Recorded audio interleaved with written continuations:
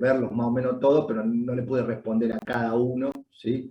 En todo caso, le digo lo mismo, se lo he dicho a alguno que otro, le dije, en esta tónica, ten cuidado con el final, porque si lo que haces es esto, en el final no te va a ir bien, pero si tengo algún caso más así que está en el límite, se lo voy a hacer saber durante los días estos. En líneas generales, imagino que les costó, algunos me lo han manifestado, ¿sí? La idea de la clase de hoy, más allá de que brevemente al final me voy a referir a Bourdieu, porque imagino quizás que con este tema de que tenían que entregar el trabajo práctico, no han podido leer el texto de Bourdieu, y me interesaría que lean el texto para la clase que viene, sí dar una clase teórica todo el tiempo de Bourdieu, y como tenemos una clase más, que en realidad la clase próxima se va a entregar la consigna para el trabajo práctico integrador, si entendí bien lo que dice el cronograma de la materia. Van a tener más días para hacer el trabajo práctico, el último, ¿sí? El que digamos los deja en situación de rendir el examen final, ¿sí? Que es muy similar al integrador, o sea, no es el mismo, pero más o menos se van a ir dando cuenta cuando vean el trabajo práctico integrador, justamente lo dice el nombre, integra todo, entonces el final va en esa tónica, ¿sí? Por ende, hoy decidí hacer una devolución muy general del trabajo práctico de Weber. Vamos a ver punto por punto. Dado que no lo hice con el trabajo de Durkheim, lo voy a hacer. También hablar un poco de la relación entre los autores y al final brevemente empezar con Bourdieu, si no vemos que están todos muy cansados, y bueno, empiezo en la próxima. Bourdieu es un autor que integra a Durkheim, a Marx y a Weber, ¿sí? Pero, ¿cómo es? En líneas generales yo quedé conforme con los trabajos que me han entregado sobre Weber. Digamos, sé que es un autor que requiere mucha lectura, no se puede pretender que ustedes manejen conceptualmente digamos, todos los conceptos de Weber, porque yo les haya dado una o dos clases y ustedes hayan leído un par de textos y visto unos videos. Weber es un autor muy complejo, pero de todas formas han desarrollado en líneas generales bastante bien los puntos, ¿sí? Vamos a referirnos brevemente a cada punto. Ustedes me interrumpen todas las veces que quieren. O sea, en este punto, la verdad, Rubén, no quedó claro esto, no quedó claro lo otro, y lo vamos viendo. ¿Por qué hago esto? Porque me parece que esto sí les va a servir a ustedes para el trabajo integrador, ¿sí? Esto sí, porque el trabajo integrador, no hay un trabajo práctico sobre Bourdieu. O sea, no es que vamos a hacer un trabajo sobre Bourdieu. Entonces, si bien en el trabajo práctico integrador alguna pregunta sobre Bourdieu van a hacer, o algunas preguntas sobre Bourdieu van a hacer, y lo vamos a desarrollar de manera total la semana próxima, sí van a tener un montón de preguntas para que relacionen a Saint-Simon, Durkheim, Marx y Weber, y Bourdieu incluso, que los relaciona a todos. Así que bueno, la idea de la clase de hoy es relacionar un poco a los autores y que conversemos de eso y que ustedes participen en la medida de lo posible de todo lo que ustedes quieran, ¿sí? La pregunta número 1, la voy a poner acá, que tengo el celular acá con las preguntas, ¿sí? Dice, ¿qué ruptura epistemológica establece Weber con respecto a la concepción de sociedad y objeto de conocimiento que plantean Marx y Durkheim? En líneas generales, creo que esta pregunta quedó clara, ¿sí? Algunos dicen, Weber parte de lo individual.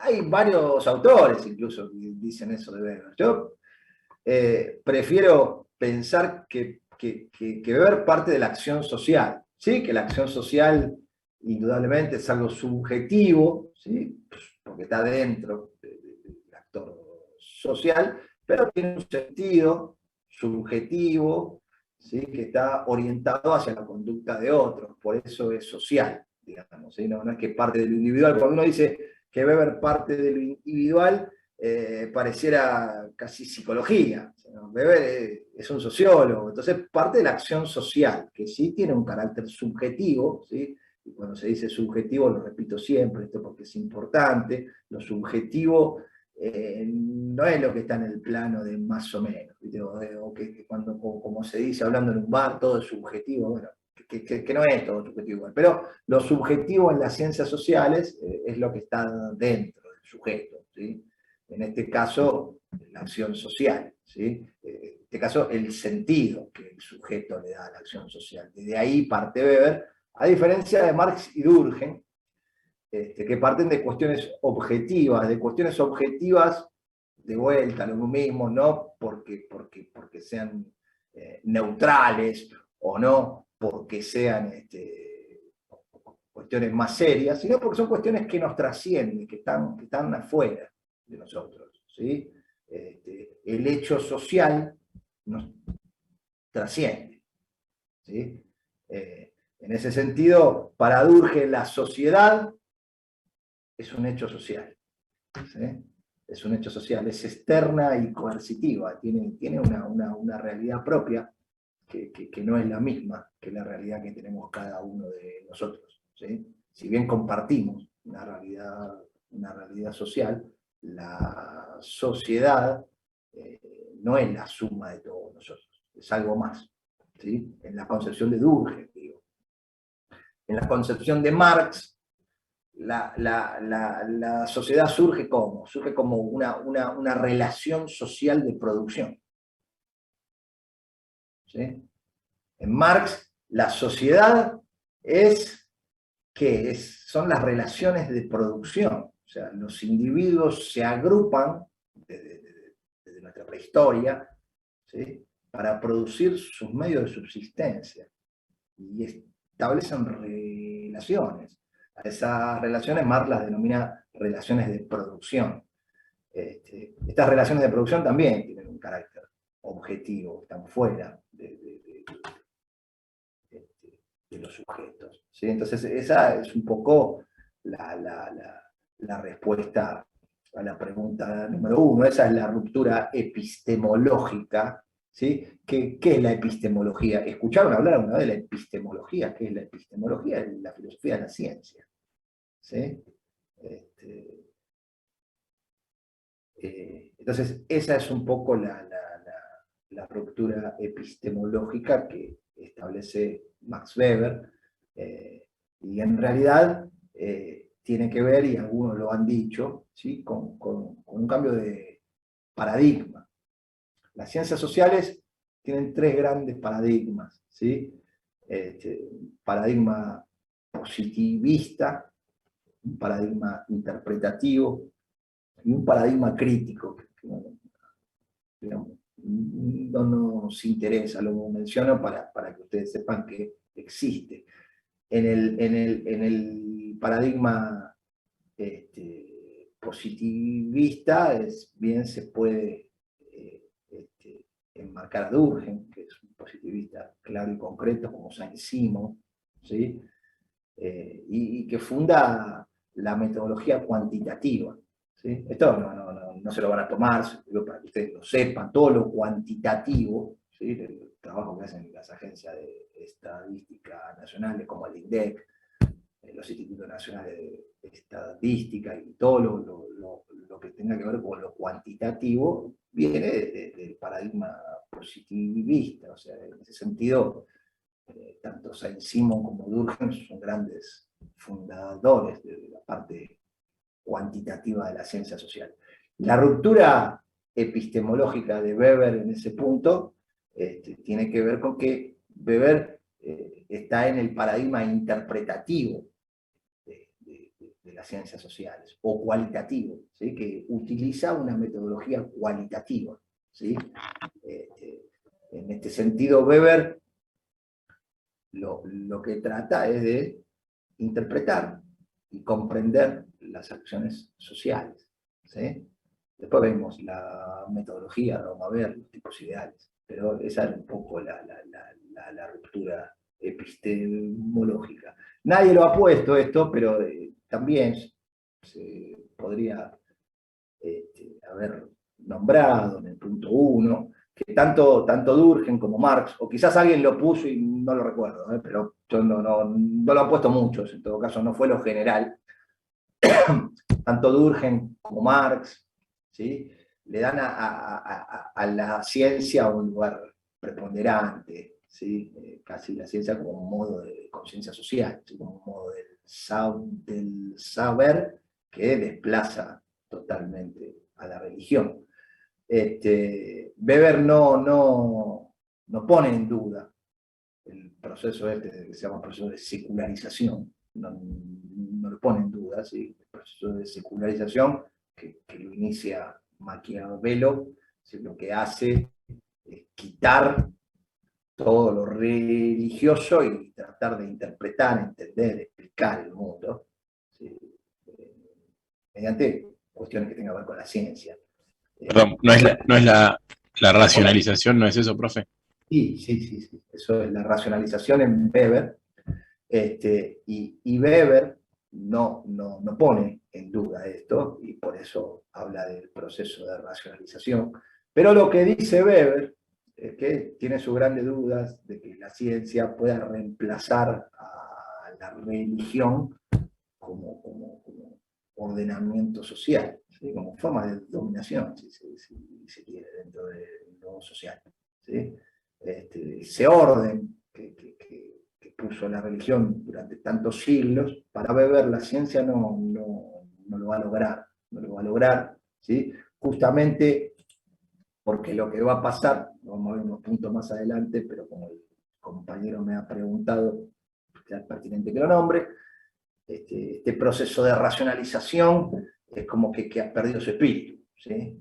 Entonces ha quedado un caparazón, una carcasa vacía, ¿sí? Que nos aprisiona, no nos deja ser. Y bueno, estamos como condenados a eso, muy pesimista, Weber, ¿sí? Respecto al futuro de la humanidad. En eso también hay una ruptura epistemológica con Durkheim y con Marx, que no solo Durkheim es positivista, porque Marx yo no me atrevo a encasillarlo como positivista. Marx es un montón de cosas, en alguna cuestión puede ser que en algún concepto uno lo vincule con el positivismo, pero el pensamiento de Marx trascendente en ese punto, o sea, es difícil de encasillar Marx, y aparte uno no sería justo con Marx si lo encasilla como un positivista, pero sí, Marx cree que la sociedad se va a transformar a través del conocimiento científico.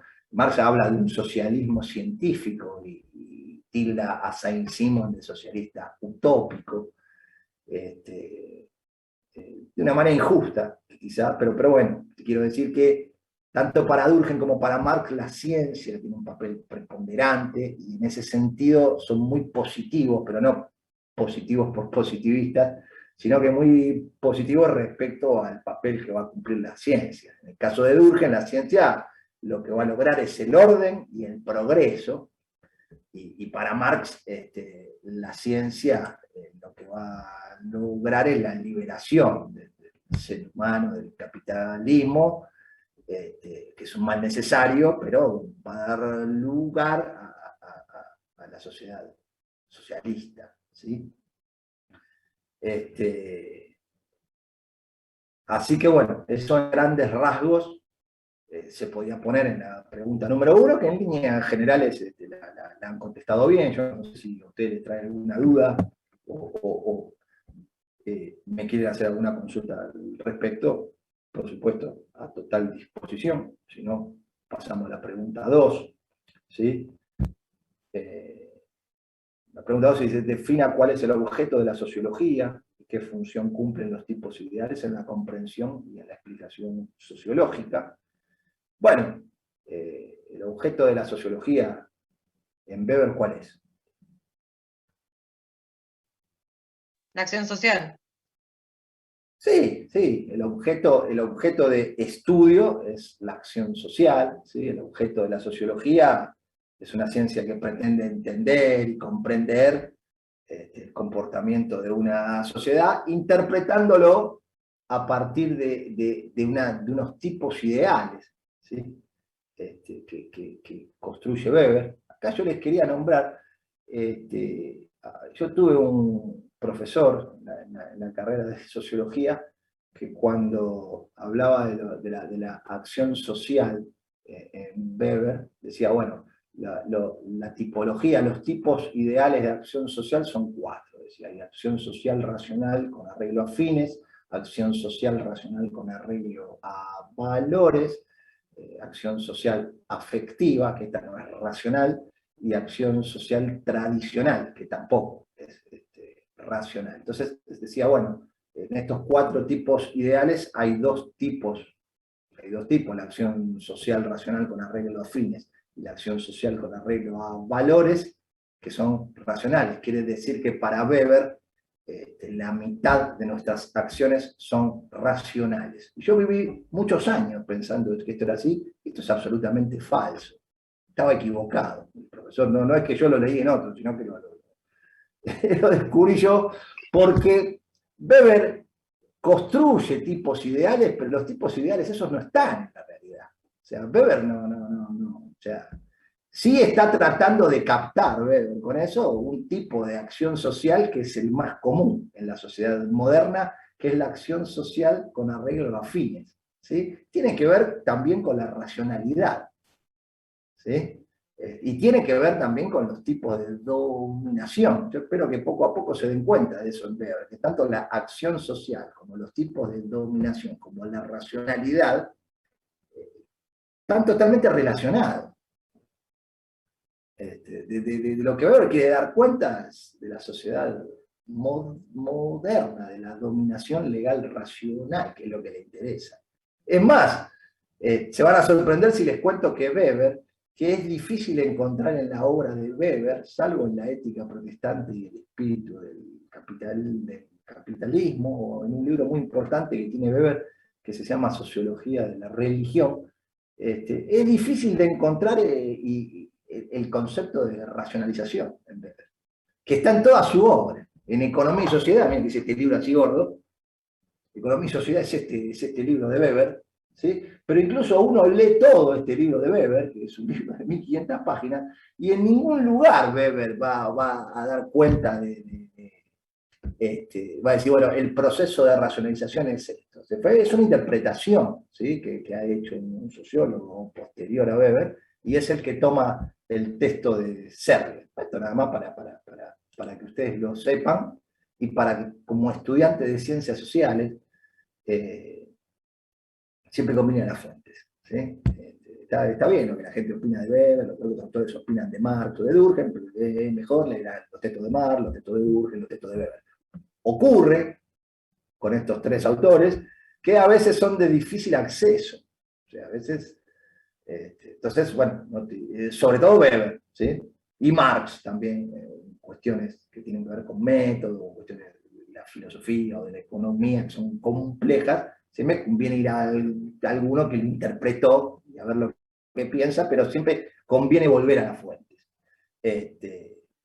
Entonces, defina cuál es el objeto de la sociología. Bueno, es entender el comportamiento de la sociedad, interpretándola a partir de una metodología basada en la construcción de tipos ideales, ¿sí? De tipos ideales sabemos que en la realidad no existen, ¿sí? Pero que sirven para comparar, para interpretar, para entender, ¿sí? Weber en ningún momento dice que la mitad de nuestras acciones son racionales, no dice eso. Al contrario, lo que Weber dice es que el tipo ideal a él le sirve para poder captar lo racional de la acción. Porque las acciones sociales, ¿sí? Digamos, cuando uno las trata de entender, de comprender, de interpretar, son lo suficientemente complejas porque están llenas de cuestiones irracionales, de cuestiones que uno hace y no sabe por qué. Entonces, con el tipo ideal, él lo que trata de hacer es sacar ese ruido, el ruido de lo irracional, y tratar de que sea una acción lo más racional posible, ¿sí? Que obviamente en la realidad no existe, pero te sirve para comparar con la realidad, ¿sí? Esa es un poco la metodología de Weber en virtud del uso de los tipos ideales. Se entiende lo que estoy hablando, ¿no? Porque por eso yo me pongo a hablar y hablo y por ahí no entienden nada, me dicen, Rubén, ¿sabés qué? Está bien, es muy lindo lo que decís, pero no se entiende nada. Por favor, me interrumpen, ¿eh? Bueno,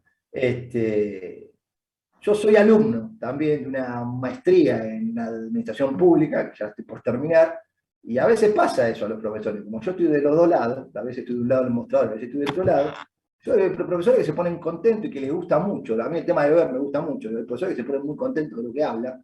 Y vos como alumno lo escuchás y decís, este tipo encima está contento de lo que habla, que es aburridísimo, y no le entiendo nada. Entonces a mí no me gusta que me suceda eso como profesor.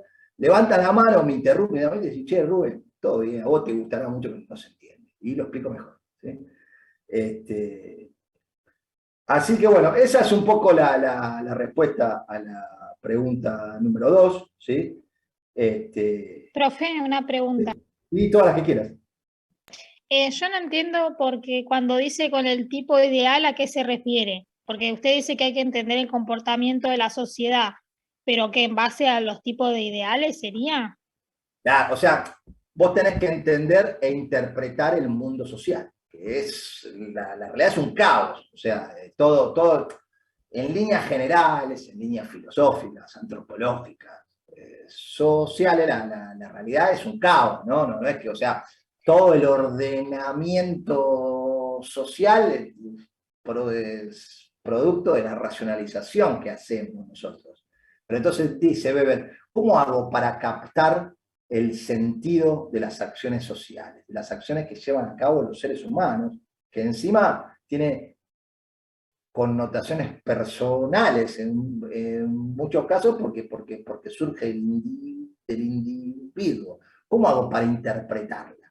Entonces construye tipos ideales de acciones sociales, ¿sí? Tipos puros, él le dice tipos puros, tipos ideales o tipos puros. Cambió la denominación de tipos ideales a tipos puros porque los lectores de Weber, los primeros lectores de Weber, pensaban que los tipos ideales era una cuestión de lo que estaba bien. Entonces el tipo ideal de Weber dice, no es lo que está bien. Es lo que yo tomo de de lo que me parece racional, de la realidad, ¿sí? Y saco por fuera todo lo que yo considero irracional y me sirve para comparar, para entender, para interpretar. Entonces va a interpretar la realidad social o la sociedad, va a tratar de comprenderla a partir de comparar los actos con sus tipos ideales. ¿Sí? Gracias, profe. Ahí me quedó un poco más claro. ¿Sí? Entonces, a ver, tenés más o menos en claro, y tendrías que tenerlo a esta altura, pero digo, por ahí no, cuáles son los 4 tipos ideales de acción social.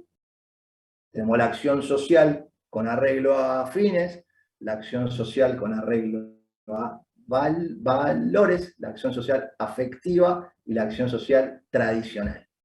Si pensamos en nuestra realidad de hoy día, que es un caos, pensamos en los gobiernos de todos los países del mundo respecto a la pandemia. ¿Sí?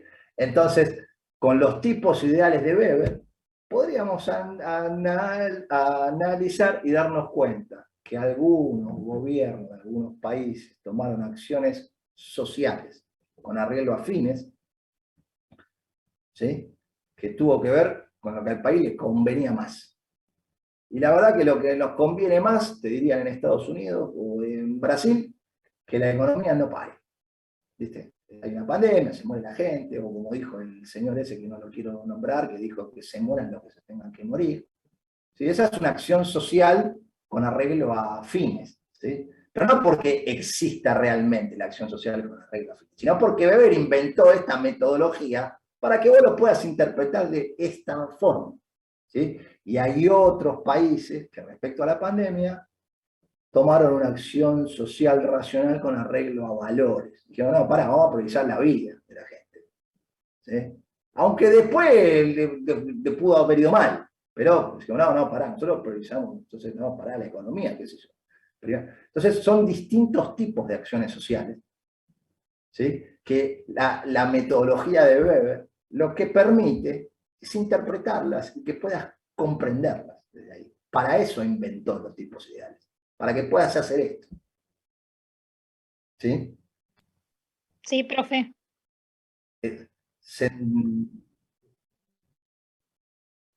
Claro, eso es muy importante y yo tendría que haberlo dicho. Y gracias por decirlo. Es para entender las generalidades. Y claro, es para entender lo general. ¿Sí? ¿Sí? En líneas generales, es un sociólogo. Se trata de entender el comportamiento general. Hoy no es el de todos, es el de la mayoría. ¿Sí? Esa es la metodología que utiliza Weber. Bien. Y esa es más o menos la pregunta 3. La pregunta 4, que esta sí trajo algún inconveniente, ¿sí? Porque hasta lo que estamos viendo, la pregunta 1, la pregunta 2 y la pregunta 3, no, vimos la pregunta 1 y la pregunta 2, me falta la pregunta 3. Digo, la pregunta 1 y la pregunta 2, más o menos, en líneas generales, todo el mundo pateó al arco, ¿sí? En las otras, bueno, algunos se para cualquier lado, ahora vamos a ver eso, ¿sí? Pero la número 3 dice, identifique las diferencias que establece Max Weber entre poder y dominación. Y explique la importancia de su diferenciación para el análisis social. Bueno, tanto el poder como la dominación. ¿Está comunicando? Hola, es como que me estoy escuchando, ¿no? De alguien que, no. Tanto el poder como la dominación son relaciones sociales. ¿Qué es una relación social? Son acciones sociales mutuamente referidas. ¿Sí? Lo digo en criollo. Esto lo digo bien como corresponde. Son acciones sociales mutuamente referidas. ¿Sí? O sea, yo hago una acción social que me tiene en cuenta a vos, y vos una acción social que me tiene en cuenta a mí, y cada uno actúa teniendo en cuenta lo que puede hacer el otro. ¿Sí? Esa es una relación social. Para Weber nunca dio una definición de sociedad. En toda la obra de Weber no hay una definición de sociedad, como si la hay en Durkheim. Pero para Weber la sociedad es una relación social. ¿Sí? Son acciones sociales mutuamente referidas. Entonces, lo digo en criollo, es que yo actúo ante vos esperando una respuesta de tu parte y vos actúas ante mí esperando una respuesta de mi parte y así vamos interactuando entre todos. ¿Sí? Tenemos en cuenta lo que puede hacer el otro. ¿Sí? Esa es una relación social. Tanto el poder como la dominación son relaciones sociales, pero Weber establece una diferenciación importante en ese sentido, ¿sí? Porque el poder es imponer mi voluntad, ¿sí? Aunque ustedes estén en desacuerdo, ¿sí? Por ejemplo, el típico profesor de antes que decía, bueno, ahora, ¿sabes qué? Saquen una hoja. Se acabó, y no me importa si estudiaste, no estudiaste, si estás de acuerdo, no estás de acuerdo. Está ejerciendo cierto poder. ¿Sí? Más allá de que vos estés de acuerdo, te opongas, y te digas, no, yo no voy a sacar una hoja, no voy a sacar una hoja, entonces tenés un 1. No sacás una hoja, tenés un 1. ¿Sí? Eso es una relación de poder. Es una relación social, asimétrica, ¿sí? Pero una relación social. Distinto de la dominación, que también es una relación social y también tiene cierta asimetría. Pero en la dominación, ¿sí? se da la probabilidad de que el otro obedezca, ¿sí? Y que le parezca bien obedecer, ¿sí? Que le parezca bien obedecer. Es más, no solo eso, hasta hay veces que obedece y cree que las ideas, que las cosas que dice se le ocurrieron a él. Pierde de vista, ¿sí?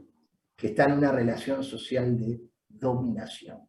¿Sí? ¿Qué es lo interesante de rescatar en esto, más allá de esta diferenciación que yo digo? El poder como tal, ¿sí? Es efímero. La relación de dominación, ¿sí? Es trascendente, ¿sí? Dura más, ¿sí? Se mantiene, ¿sí? Y bueno, y se basa en algo fundamental, que es la creencia compartida de que está bien que las cosas sean así, como tiene que ser, ¿sí?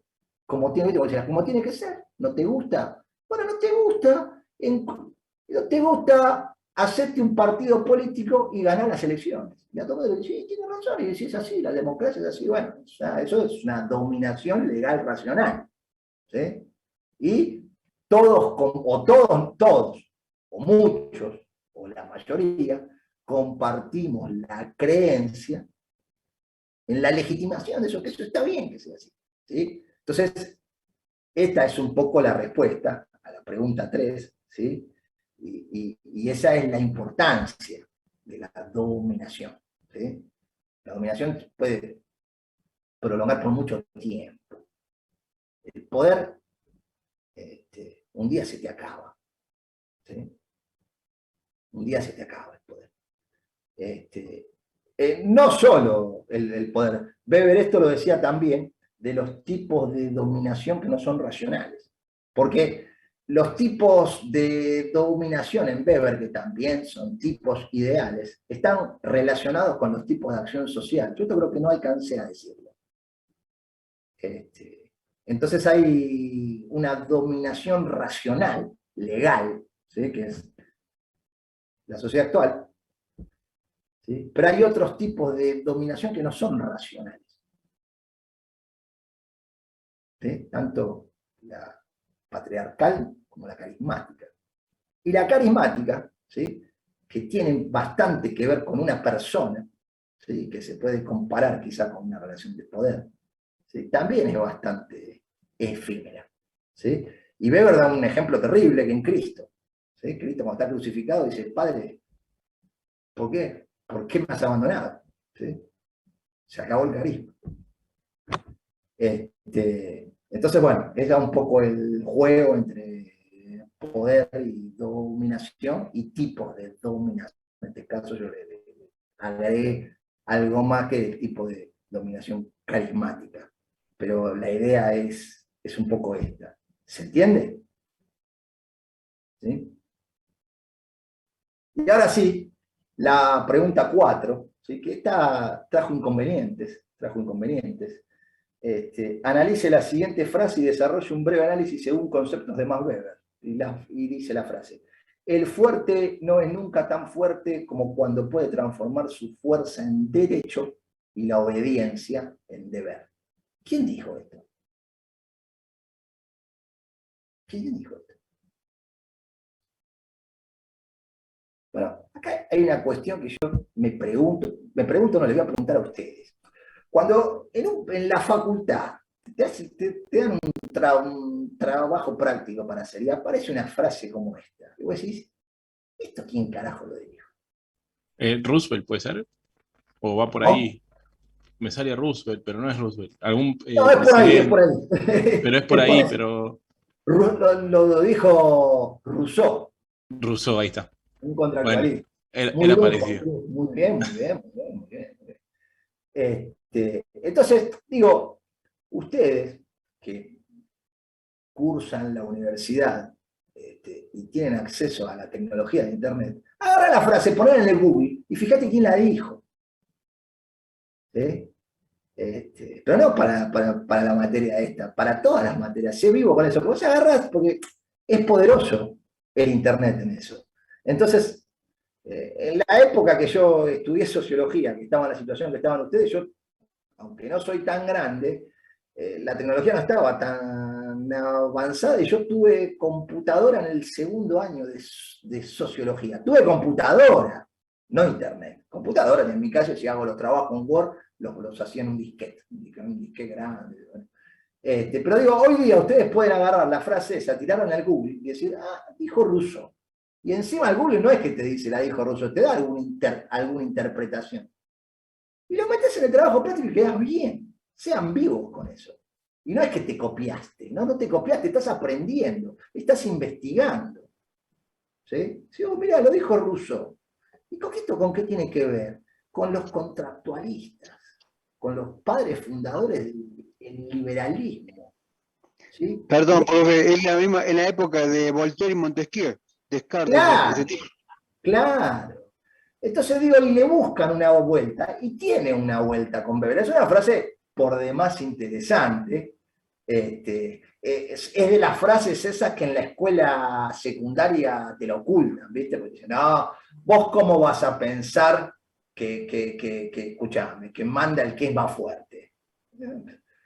Vos cómo vas a pensar que las leyes se hicieron por la fuerza. Sí, sí. ¿Vos cómo vas a pensar que el capitalismo se fundó mediante el robo, el despojo, el asesinato? No, no, la gente más capaz. No, eso. Bueno, y esta frase va en el estilo ese, es una frase de Rousseau, ¿sí? Profe, perdón, Por por ahí favor. no tiene mucho que ver, pero el otro día estaba ayudando a mi hermano en un trabajo sobre la campaña del desierto y leía cómo lo enseñaba y yo no podía creer el nivel de cinismo con el que mi hermano estaba estudiando un tema con un trasfondo tan violento. Y sí, la campaña del desierto, mira, yo la tengo muy presente porque yo trabajo hace más de 20 años en el INDEC y lo tengo en la puerta, al gran Julio Argentino, ¿no? Subió a su caballo. Es interesante lo que planteás y bueno, son cuestiones a discutir igual, ¿no? Porque tampoco hay que caer en el reduccionismo, decir, bueno, Roca era un asesino, ¿no? Roca se lo puede tomar como un genocida, lo que quiera, era muchas otras cosas más, también ayudó a fundar el Estado Nacional, digo, ahí distinta mi mirada, si no uno cae en cuestiones, no sé si decir muy estructuradas, pero como muy sectarias, ¿viste? Hay que tratar de entender e interpretar, pero sí es cierto, ¿sí?, que la campaña del desierto fue un hecho social, si se quiere, una acción social muy violenta. Muy violento. Algunos dirán hoy día, y sí, bueno, pero si no la Patagonia la tendrían los chilenos, bueno, hay una hipótesis contrafáctica, ¿no? Porque eso no se puede demostrar, pero sí es cierto que en la historia de la escuela secundaria está muy edulcorada, ¿sí? Ciertas cosas, incluso te marca los malos y los buenos, la historia, lo que es una forma de ver la ciencia social pésima, ¿no? Sarmiento era bueno, Rosas era malo. Y más o menos va por ahí. Perdón, No, yo no perdón, pienso eso, que es más, casi pienso al revés. Pero lo que quiero decir es que es un poco de esta visión ingenua, ¿no? De la historia y que lamentablemente esta visión ingenua hasta hoy día también con esto del individualismo y esto de la libertad individual, y que la libertad, bueno, que viene de los contractualistas. O sea, los primeros que plantean ese tema, ¿sí?, después de Maquiavelo, son los contractualistas. Son Hobbes, Locke y Rousseau, que es quien escribió la frase esta en un libro importantísimo que les recomiendo, que se llama El contrato social. ¿Sí? Y habla de un contrato, pero Rousseau, a diferencia de Hobbes, cree que el hombre naturalmente es bueno. Es un autor muy interesante de leer, Rousseau, porque aparte escribe muy lindo, ¿sí? Pero muy interesante. Bueno, entonces, ¿y cómo se puede relacionar Weber con esto de que el fuerte no es nunca tan fuerte como cuando puede transformar su fuerza en derecho y la obediencia en deber? Un poco esto que veníamos hablando, esta diferenciación que hace Weber entre poder y dominación. Y acá va, porque al fuerte también se le acaba la fuerza un día, ¿eh? O le aparece uno más fuerte. ¿Sí? Entonces, esto se puede relacionar con los conceptos de Weber de poder y dominación, como la dominación es algo que trasciende en el tiempo, e incluso la dominación legal racional, la obediencia se hace ley, ¿sí?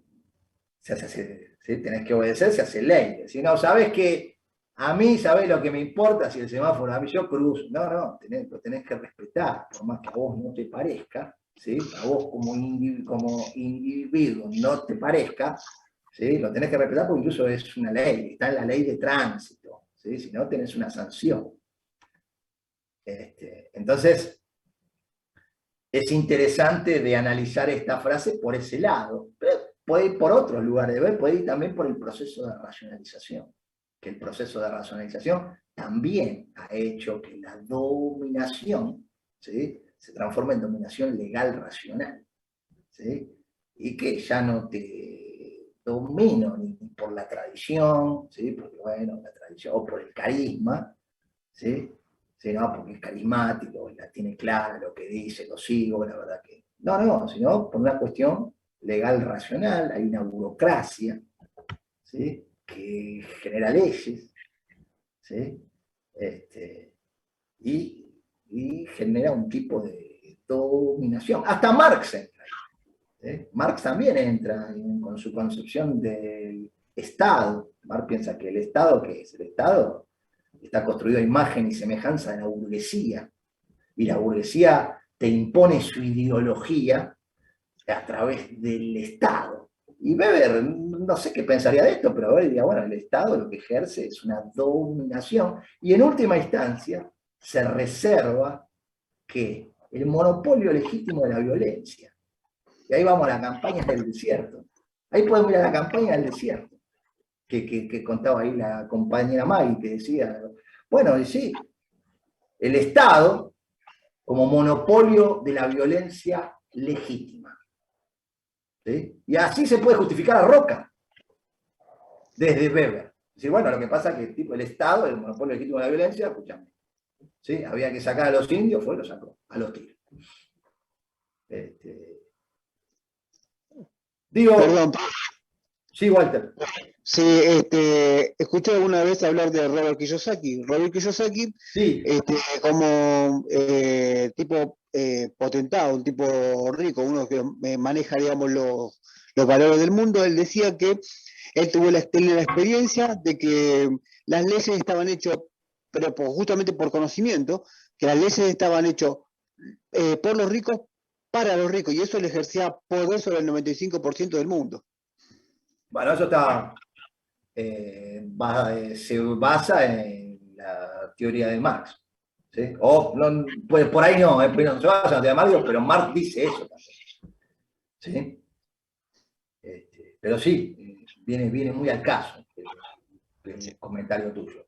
Pero digo, sin ir más lejos y sin meternos en cuestiones así de política, pero vamos, un poco sí, la gente esta que pida que reprima a los mapuches y continuamente te quieren meter a que repriman, que te quieren meter la represión como algo que está bien, ¿sí? Y que es la definición de Weber del Estado. La definición de Weber del Estado es muy moderna. El Estado tiene el monopolio de la violencia legítima, en última instancia. O sea, el Estado va a ejercer un tipo ideal de dominación, la dominación legal racional. Pero en última instancia, ¿sí?, para. ¿Sí? Bueno, todo esto se podía poner en la pregunta esta. Ahí me saluda la hija de Constancia, yo la saludo. Hola, hermosa. Yo tengo 2 nenas iguales a vos.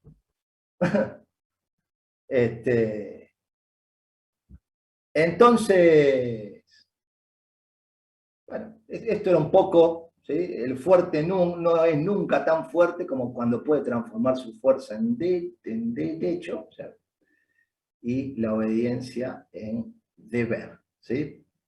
Podríamos relacionar con el tema de la racionalización y con la diferenciación entre poder y dominación. Y el poder como algo que se termina. Y la dominación como algo que también puede terminarse, pero sobre todo el tipo ideal de dominación legal racional está durando un montón de años, y ni que hablar los años que ha durado la dominación tradicional. ¿Sí? Porque toda la Edad Media tuvo un tipo de dominación, un tipo ideal, digo, un tipo ideal de dominación tradicional, duró miles de años. ¿Sí? Entonces, todo esto se podía poner. ¿Sí? ¿Duda, consultas? ¿Chiste, nada? Muy lunes hoy. La 5 dice, ¿cuál es la diferencia entre acción y relación social y por qué es importante para comprender el concepto de dominación y de Estado? Lo que venimos hablando, ¿no? Vieron cómo el trabajo se va relacionando todo. La diferencia entre acción y relación social es muy clara, ¿sí? La acción social parte de lo subjetivo, y tiene un sentido que está orientado hacia el otro, y la relación social se da si el otro me contesta, y si el otro también ejerce una acción social cuyo sentido mentado está referido al otro. Entonces, se dice conceptualmente que una relación social es un conjunto de acciones sociales mutuamente referidas. ¿Sí? Esa vendría a ser la diferencia. ¿Por qué es importante para entender el concepto de dominación y Estado? Bueno, el concepto de dominación, porque la dominación es una relación social. La dominación son acciones sociales mutuamente referidas. ¿Sí? Pero bueno, hay una parte que es la que ejerce legítimamente, ¿sí? La dominación. Y el resto obedecemos. Ahora más adelante vamos a ver por qué obedecemos, que es otra pregunta interesante. ¿Dudas? ¿Consultas?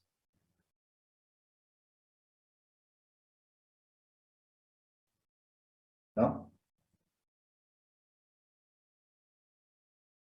El Estado también va a tener relación social con nosotros, pero va a tener una característica principal, que es la que antes mencioné, que se reserva, es el único actor social que se reserva el derecho legítimo a la violencia. ¿Sí? Esto, que no se malinterprete, yo también interpreté mal a Weber durante muchos años, con eso decía, Weber dice que el Estado tiene que meter palo, palo y palo. No, Weber no dice eso. Weber dice que el Estado lo que va a ejercer es una dominación, pero si en última instancia vos no haces lo que el Estado dice, le viene el palo. ¿Sí? Entonces, esa es un poco la diferenciación y un poco la respuesta a la pregunta 5. La pregunta 6 era interesante. Desarrolle según sus propias palabras por qué obedecemos. Y ahí todo el mundo agarró la guitarra y dijo, este momento yo agarro la guitarra y acá toco y obedecemos. Y estuvo lindo, salieron algunas canciones lindas. Y en general están bien. Pero faltaron algunas notas. O sea, las cosas salieron lindas, escriben lindo, algunos escriben lindo, otros, bueno, mandaron fruta, decía que hay que mandar fruta, obedecemos porque sí, por tradición. Bueno, pero en líneas generales era una pregunta para pensar, ¿sí? Una pregunta que está bueno que te sirva para pensar. Y para agarrar la guitarra también está bueno, porque también te sirve para pensar. En la medida que vos escribís, después decís, puse cualquiera, pero me quedé pensando, porque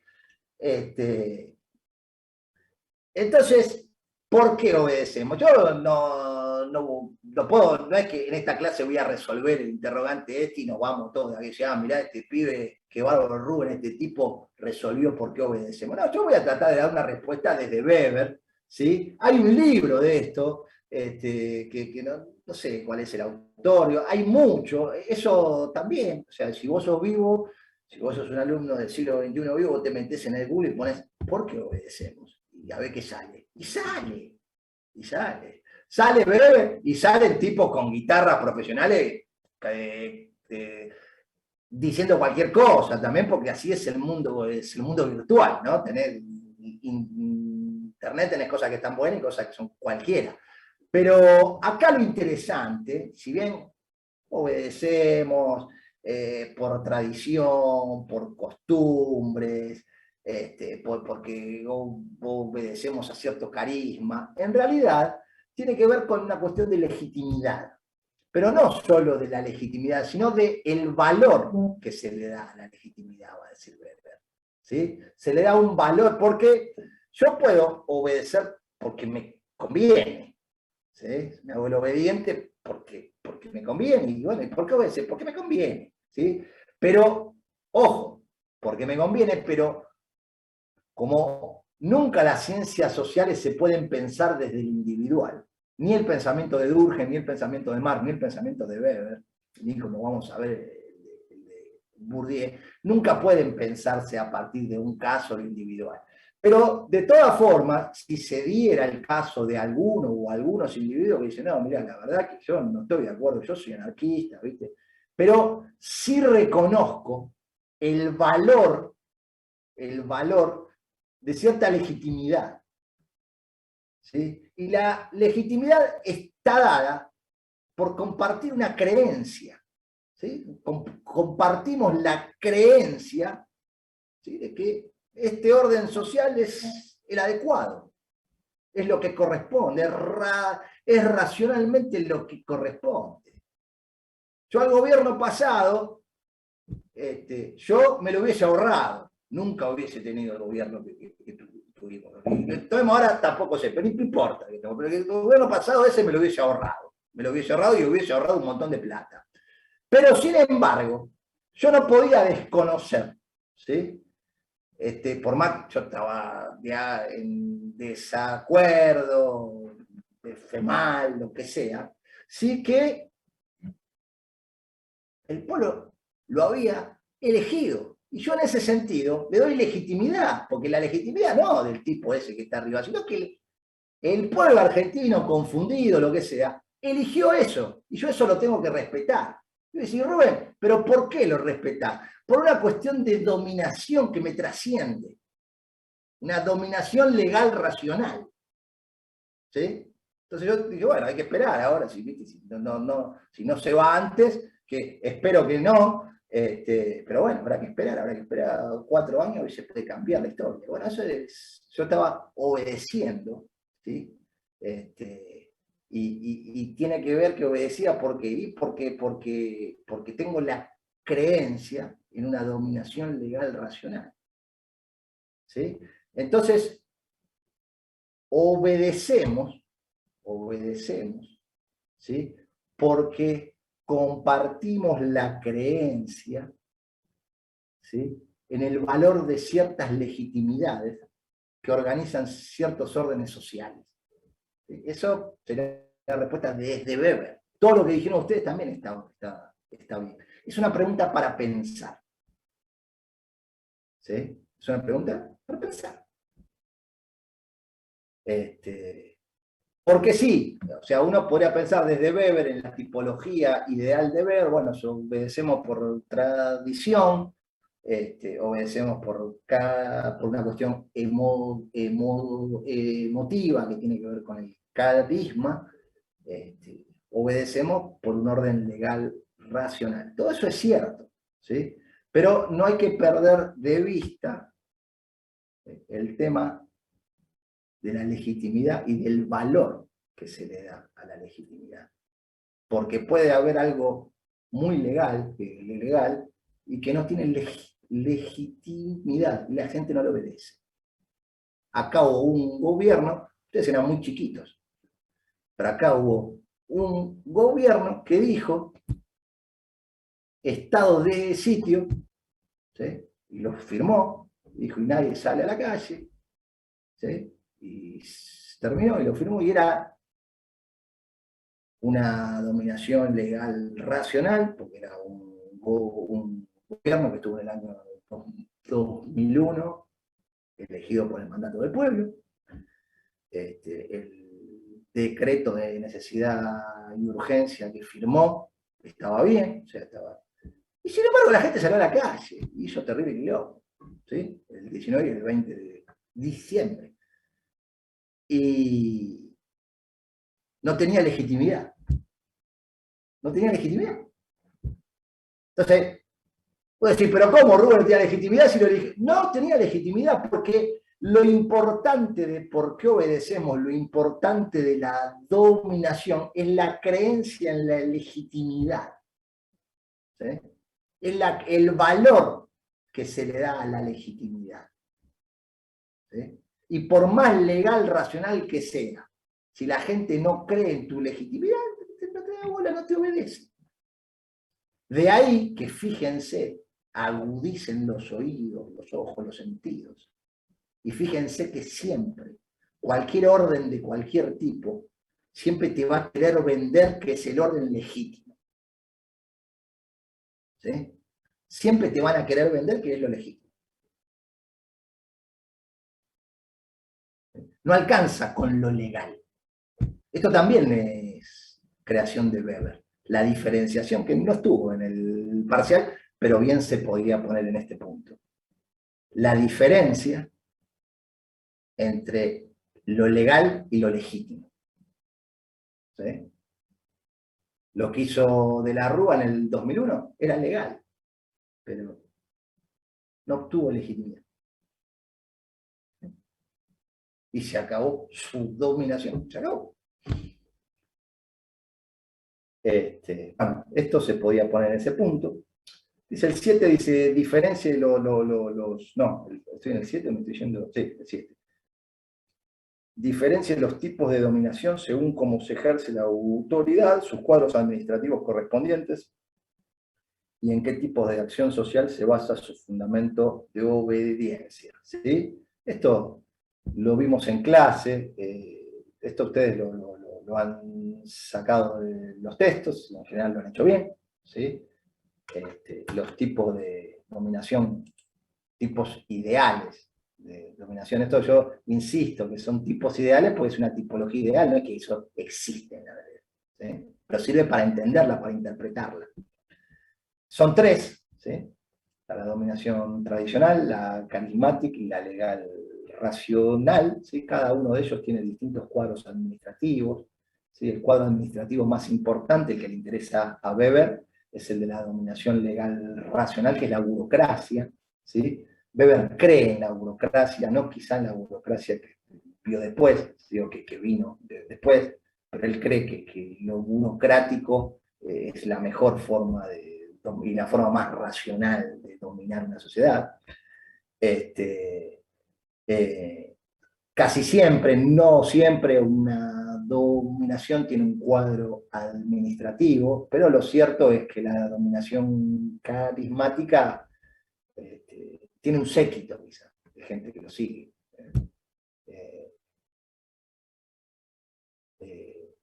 Los apóstoles de Jesús. ¿Sí? Era el cuadro administrativo de Cristo. ¿Sí? Esto parece chiste, pero es así. El cuadro administrativo de Jesús eran los apóstoles. Es más, muerto Jesús, ¿sí? Después no nos vamos a pelear acá si resucitó o no resucitó, eso, pues eso pertenece al ámbito de la fe. Pero se transformó en una dominación tradicional, ¿sí? A través de sus apóstoles, uno muy importante, San Pablo, ¿sí? Que fue un político tan brillante que metió el cristianismo en el Imperio Romano. ¿Sí? Un genio político. San Pablo, un genio político. Dijo, los romanos están dominando el mundo. Yo le meto el cristianismo y me lo expanden por el mundo, y así pasó, y por eso Argentina es un Estado católico. San Pablo. Ejerció una dominación tradicional, que había empezado una dominación carismática. ¿Se entiende esto? Bueno, y esto era importante, porque yo no sé si lo dije en clase, pero hoy lo dije, que es que los tipos de dominación, en qué tipos de acción social basan su fundamento de obediencia. ¿Sí? Entonces, ¿qué relación hay entre los tipos de dominación y los tipos de acción social? Y fíjense, los tipos de acción social son 4, y los tipos de dominación son 3. Y decís, che, Rubén, pero ahí hay algo diferente. Sí, pero hay 2 tipos de acción social que son racionales. La acción social racional, con arreglo a fines, y la acción social racional con arreglo a valores. Esos van en la dominación legal racional. ¿Sí? El tipo de acción social afectiva va en la dominación carismática. Y el tipo de acción social tradicional va en la acción social tradicional. En la dominación tradicional. ¿Se entiende esto? Pues esto creo que yo no lo dije en clase, y es interesante cómo está relacionado. Si Rubén, hay 4 y hay 3, sí, pero de los tipos de acción social hay 2 que son racionales. Y eso van en la legal racional.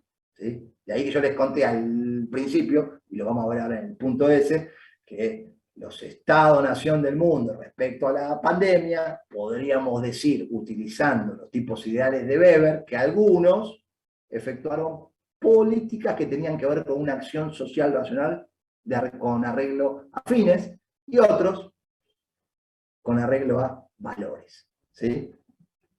Piensen igual, para no ser tan esquemáticos, tan estructurados, que los tipos puros en la realidad nunca serán puros. ¿Sí? Puro es el tipo ideal. ¿Sí?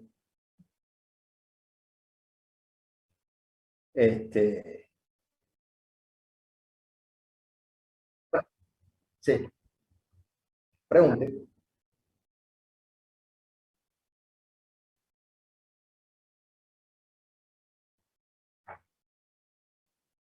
No, no, pueden no tenerlos. O sea, pueden no tenerlos, pero por ejemplo la dominación carismática tiene un cuadro administrativo muy endeble.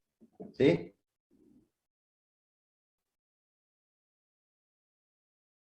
Sí. No, eso.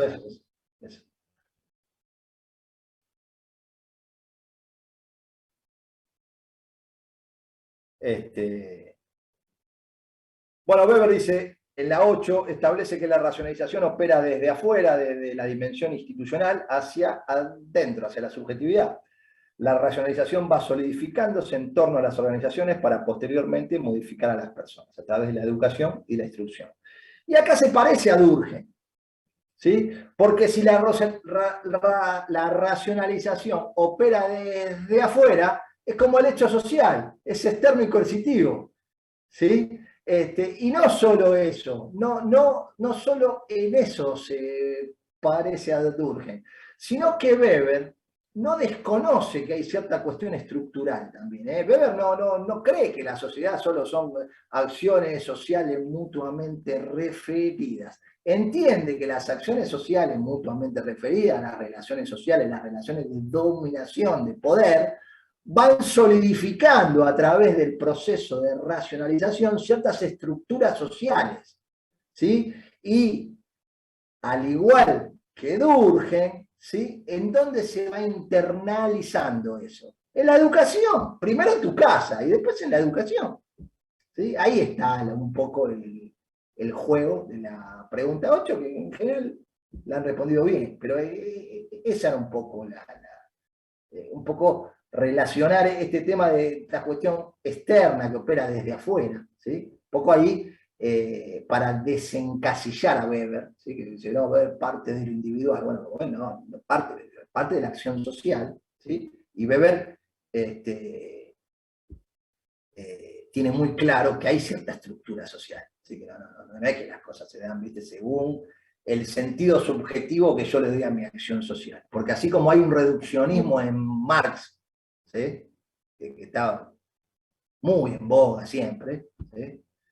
Dice, bueno, Marx, lo económico, reduce todo lo económico. No, Marx no reduce todo lo económico. Habrá alguno que lo interpretó mal y, bueno, hizo una reducción a todo lo económico. Marx lo dice. De la misma forma, Weber no reduce todo al sentido aumentado que está referido al otro. Entiende que hay una estructura y por eso habla también del proceso de racionalización. En ese punto es comparable con Durkheim, por lo externo, y es comparable con Durkheim también en el sentido de la importancia que le dan a la educación, ¿sí? Quizás por motivos distintos, ¿sí? Porque Weber ve esta cuestión medio negativa de la racionalización, ¿sí? Y Durkheim, no, Durkheim es muy positivista y muy positivo en ese punto de que la educación, y sobre todo la educación pública, Durkheim es la educación pública, fundamental para el desarrollo de la sociedad, para el orden y el progreso. Era un poco esa la pregunta 8. La pregunta Profe. 9, sí. Perdón que lo interrumpa, hay compañeros que quieren entrar a la clase, dicen, que pusieron en el chat.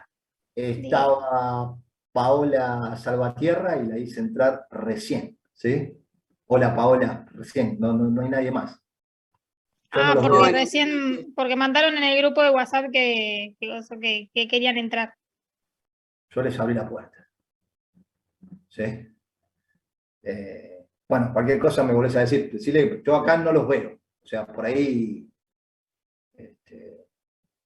recién entró la compañera Paola, pero no veo a nadie más.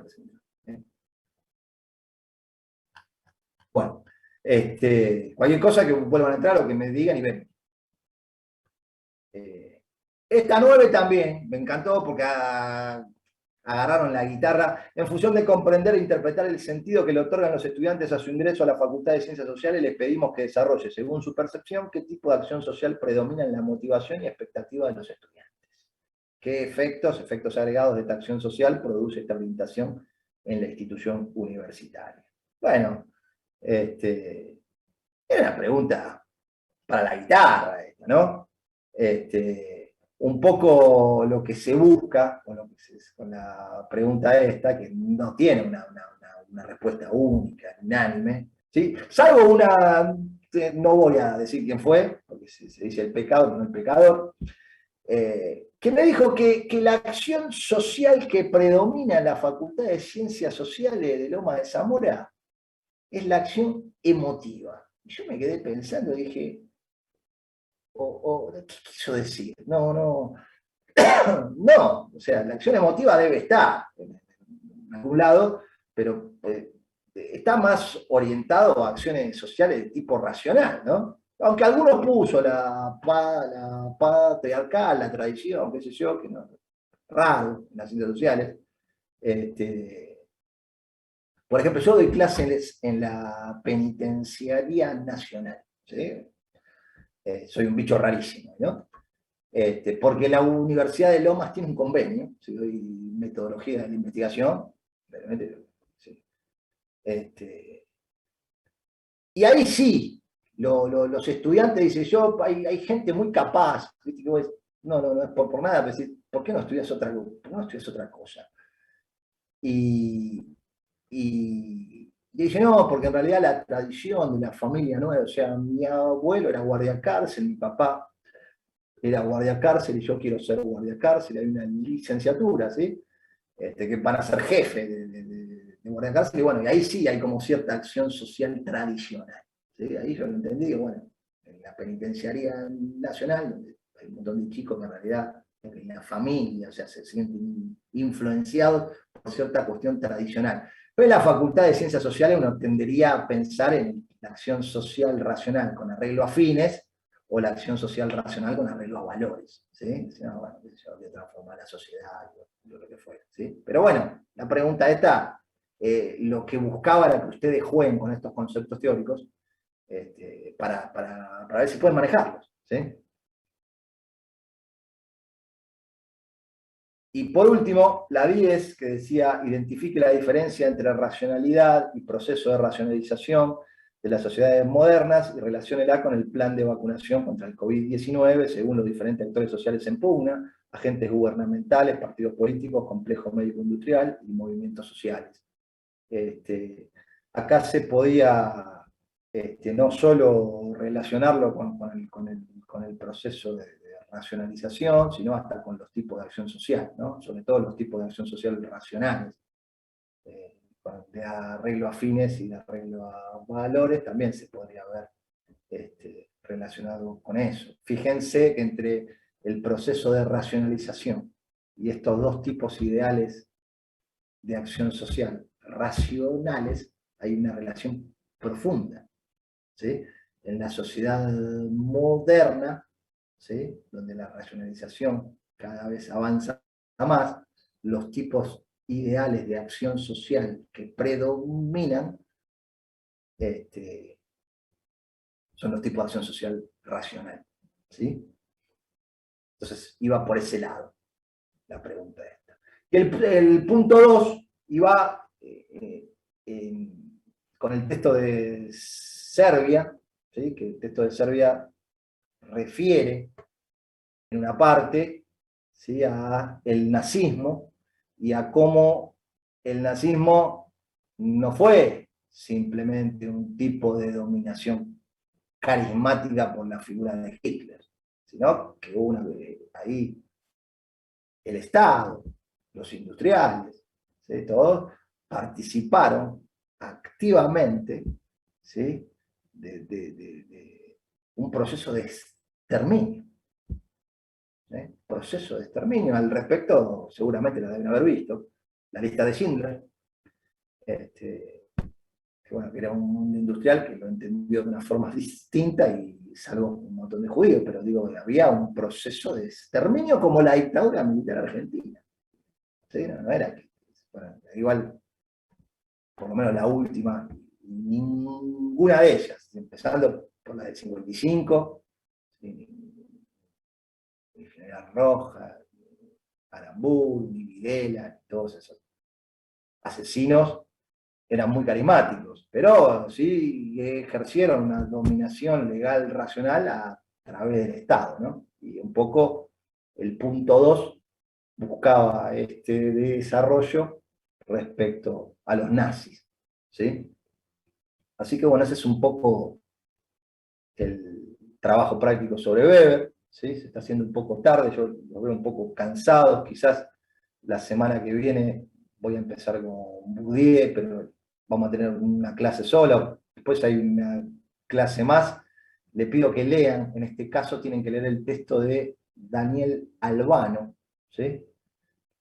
No sé si ustedes saben, pero tanto Serbia, que han leído el texto de Durkheim, el texto de Weber, como el señor Daniel Albano, son profesores de la cátedra, ¿sí? Son titulares adjuntos de la cátedra. El texto de Albano sobre Bourdieu es muy claro, ¿sí? Bourdieu, se van a dar cuenta que va a tomar a Durkheim, a Weber y a Marx, constantemente va a dialogar con ellos y no solo los va a relacionar, sino que los va a complementar, ¿sí? Va a entender a la sociedad como un fenómeno dual, ¿sí? Donde está lo objetivo y lo subjetivo, ¿sí? Donde están Durkheim y Weber, y donde está Marx también, a través del concepto de capital, ¿sí? Bourdieu va a hacer algo que es interesante, por eso le digo que el texto es interesante, va a descubrir diferentes tipos de capital, no solo el capital económico del que habla Marx, va a haber un capital cultural, un capital simbólico, ¿sí? Podría dar la clase hoy, pero yo no creo que van a quedar con la cabeza así, y es mejor, metodológicamente, esto se lo recomiendo también, como le digo, lo de internet, no dejes un punto, en los trabajos prácticos esto yo lo dejo pasar, pero no dejes un punto sin responder en un trabajo en la universidad, cuando tenés una herramienta como internet, donde algo puedes responder. Si vos ponías la frase esa, te dices, bueno, la frase es de Rousseau. Si alguien me hubiese puesto la frase de Rousseau, yo, mirá, ya tiene un punto adentro. Entonces, lo mismo ocurre que si ustedes tienen la posibilidad y tienen una semana, ahora yo les voy a mandar videos sobre Bourdieu, ¿sí? Si ustedes leen el texto antes de la clase la van a aprovechar más, ¿sí? Porque el conocimiento se va asentando poco a poco. Es como la comida, como el gimnasio. O sea, estoy gorda el último mes, no, si no fuiste en todo el año, viste el último mes. Y lo mismo pasa con los textos en ciencias sociales, que no hay vuelta en la carrera de ciencias sociales. Se trata de leer y leer y tratar de mejorar día tras día lo que se escribe, ¿sí? Que cuesta. Pero en ese sentido les pido entonces, lean el texto de Bourdieu, yo voy al texto de Albano, ¿sí? También hay un video para ver que está bueno, porque Bourdieu es un sociólogo francés que utilizó mucho los medios audiovisuales. Entonces, en el video ese, que se llama La sociología es un deporte del combate, está Bourdieu hablando. ¿Sí? Como si podríamos ver a Marx, a Durkheim, a Weber, sería extraordinario, ¿no? Tener a Marx, a Durkheim, a Weber, que cuentan ellos la teoría, sería extraordinario. Bueno, con Bourdieu, que es un sociólogo del siglo XX, bueno, aunque Weber también es un sociólogo del siglo XX, pero del principio del siglo XX, Bourdieu se murió no hace mucho. Entonces, bueno, es interesante. Y es interesante la teoría social de Bourdieu porque enriquece mucho, sobre todo el tema de las clases sociales, de no mirarla solo desde lo económico, ¿sí? Un sociólogo amigo, el que escribió el texto, un sociólogo amigo, Daniel Albano, Daniel Albano, que escribió el texto, dando clases junto en la penitenciaría nacional y reflexionando cómo algunos alumnos realmente vienen de lugares muy humildes y cómo estudian y se aguantan, aparte de una reglamentación, hay una reglamentación militar terrible, o sea, los levantan a las 5 de la mañana, los hacen bailar. Bueno, decíamos, cómo buscan escapar de cierta realidad social pésima que tienen, ¿sí? Cómo uno puede caer en esto, y él me decía una cuestión, dice, uno, a veces lo piensa, y uno nunca va a ser tan pobre porque uno tiene un capital cultural. Entonces, por más que los sociólogos no tenemos un mango, que en general lo que nos pasa, en realidad nos pasa a todos los de las ciencias sociales, les doy la mala noticia. O sea, no es que somos gente que no, sí, económicamente sí que bien que nos va con las ciencias sociales. Quizá la acción social nuestra está referida más a una relación social con arreglo a valores, qué sé yo. Pero en Bourdieu es interesante, y me lo contaba el que escribió el texto, esta idea de capital cultural, de capital simbólico. O sea, no es que solo alcanza con el capital económico, y la desigualdad se da desde muchos lugares y siempre como relación. Es interesante esto en Bourdieu, yo los quiero tentar un poco para que lean. Bourdieu entiende incluso el fenómeno de la pobreza como relación con la riqueza. Dice, para explicar por qué hay pobres, y hay que explicar también por qué hay ricos, porque está relacionado. Y es interesante esto, es interesante, es interesante.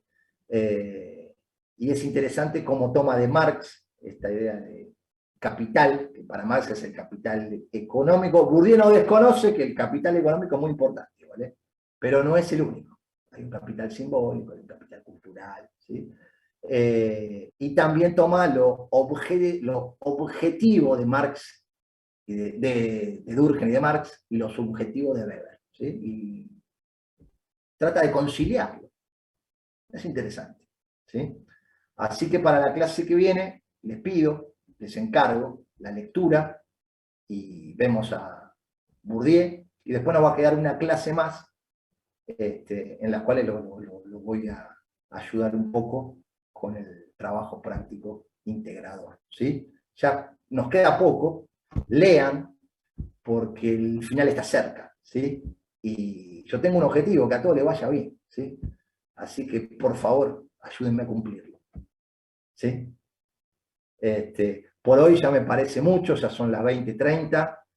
Imagino, todos tenemos cosas, algunos querrán descansar ya por lunes mucho. Así que si no hay dudas, si no hay consultas, les agradezco muchísimo el tiempo, muchísimo la paciencia. Les mando los videos estos, pero por favor, si a medida que leen el texto surge alguna duda, no esperen hasta el lunes, si quieren, me pueden enviar un mail, me pueden enviar un WhatsApp y lo resolvemos, ¿sí? Pero lean, ¿sí? Que ya queda poco. Gracias, Así profe, que, buenas noches. por mi parte, que tengan muy buenas noches, tengan buena semana, y durante el día de mañana les estoy mandando los videos de Bourdieu, ¿sí? Y empiecen el texto de Albano, que no es tan cortito y lees todos los días un poco, ¿sí? Sobre todo habla de conceptos de campo, de hábitus, concepto de hábitus. Bueno, fíjense, igual la semana que viene yo doy una clase teórica de esto, ¿sí? Gracias, profe. Buenas noches. Bueno, buenas noches Buenas a noches, todos. profe. Gracias, Buenas noches. buenas noches, que estén bien.